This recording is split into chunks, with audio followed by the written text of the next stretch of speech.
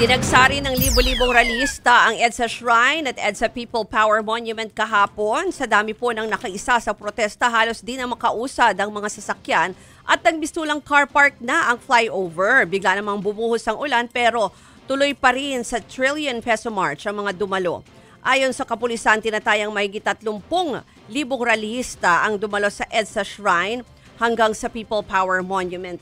Dumalo ako din sa misa. Sa misa kahapon sa EDSA Shrine. No? Tapos nakita ko rin yung papunta doon sa People Power Monument. Medyo itong mga hapon, medyo, I think, dumami na dito sa 30,000 yung mga dumalo na rallyista. Pero makikita mo rin nga, kahit yung sa simbahan, syempre puno. Tapos doon sa mall, ang dami din talagang kasi naghihintay sila na maglakad papunta. Ang benta nga nung mall kahapon eh. Dami kumakain.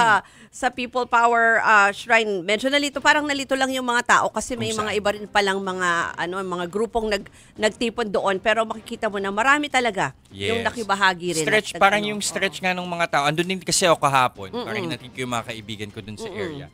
Umabot ng hanggang Mega Mall din, yung pila ng mga tao. At saka hindi mo na nga madaanan yung part na yun ng EDSA. Tapos tinitingnan ko rin, pauwi, nag-MRT ako. MRT na lang ako kasi malapit lang naman tayo dito. Puno din yung MRT. Puno din yung MRT. Kaya ibig sabihin parang marami rin talagang mga nag-isip na mag-commute na lang din kasi halos wala nang makadaan ng mga sasakyan. Pero naman ata tapos din ng gabi. Kayo nag-may coverage pa kayo, no? Naabutan nyo rin natapos naman yung mga events doon ng gabi.